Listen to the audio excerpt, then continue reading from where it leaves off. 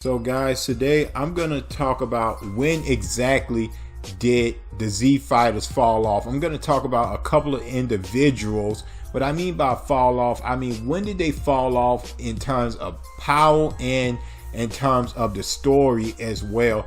So first of all, this first individual, Shao Tzu, I don't believe he was ever on. It's like he was already off and he fell off some more.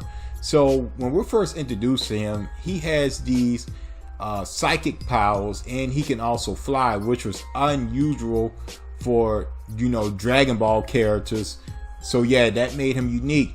But he fell off in the Saiyan fight when he was going up against Nappa. He already knew in terms of power, he had absolutely no chance of doing anything. But even what he did, like he pretty much charged up his energy and blew up Nappa. I mean, the thing is, guys, I noticed a pattern in Dragon Ball. When you do this, you lash onto somebody, you sacrifice yourself, blow. It never ever works. But anyways, yeah, to me that's when Shao Tzu fell off, and he never ever got back on. In fact, Tien said, "Nah, fam, we gonna leave him at the house. He can't come to these battles no more. He's just not cut out for it." Even Tien said so. So next up we got Yamcha. When did Yamcha had so many falling off. This man just kept falling off and off and off. Everybody's gonna tell me, hey, he fell off when he got blown up at Cyberman. No.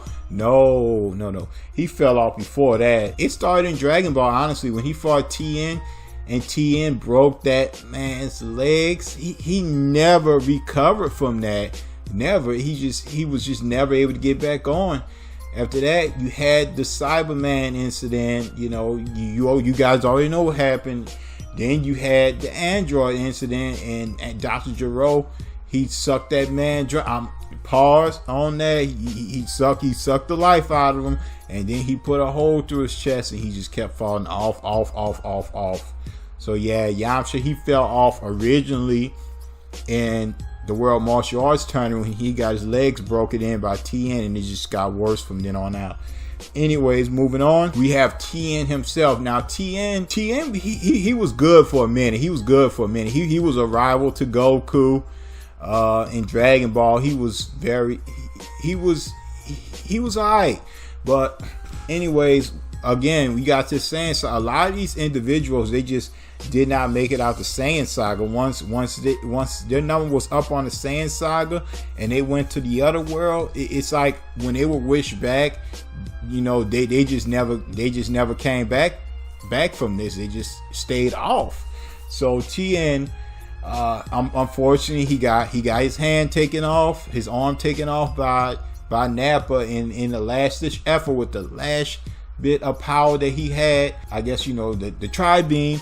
And it did, of course, it did absolutely nothing to Nappa. Again, nothing, absolutely nothing.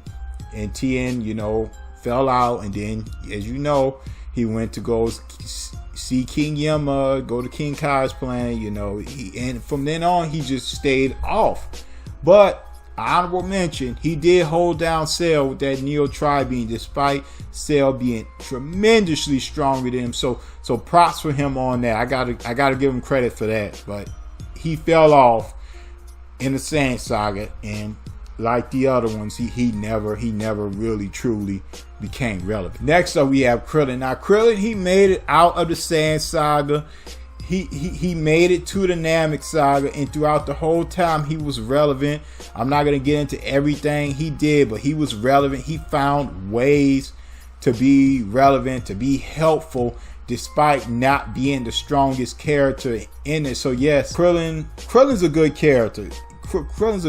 But when Frieza lifted him up and then closed his hand, that was it. He was blowing up his relevancy in the show, and at that point, Krillin, he was never really a fighter again. He didn't really help out with the fights much. In fact, he fell off some more when he decided to destroy the switch to disable Android 18. due to him having feelings, love for her. But here's the thing that's crazy to me about that is that, like, Krillin, he don't know she could have been built like the Terminator. A Terminator have skin, and then like once the skin gets damaged, it's like all machinery. Like, I'm just saying, like, I don't want to get, I don't want to get in trouble. YouTube, I'm just saying, he didn't know what she had going on down there, and he could have been machine parts or whatnot. But anyways, Krillin, in my opinion, he was tripping in that moment. But yeah, Krillin fell off originally when he got blown up by Frieza, and he never recovered.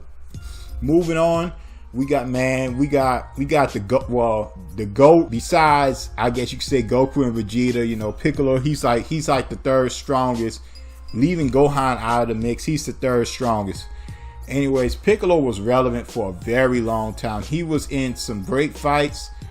He was in a great fight with second form Frieza. He was in an amazing fight actually with Android 17, and in a fight with first form Cell. Anyways, when did he become irrelevant? He actually made it out all the way to the Android saga, still being relevant in terms of power. In the Buu saga, it was all over for him. He couldn't keep up with the Super Saiyan 2 and the Super Saiyan 3 and the fusions and all this craziness going on.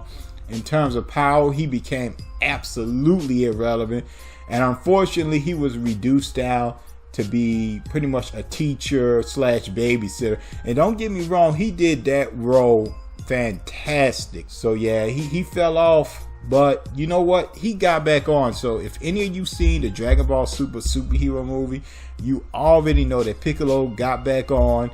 He's got his Orange Piccolo transformation. He's actually relevant to power in Goku, Vegeta, and Gohan. Anyways, do you think I was right about at the points these characters fell off and became irrelevant? Or just let me know what you think. Anyways, make sure you like, comment, and subscribe. Until next time, I'm out. Peace.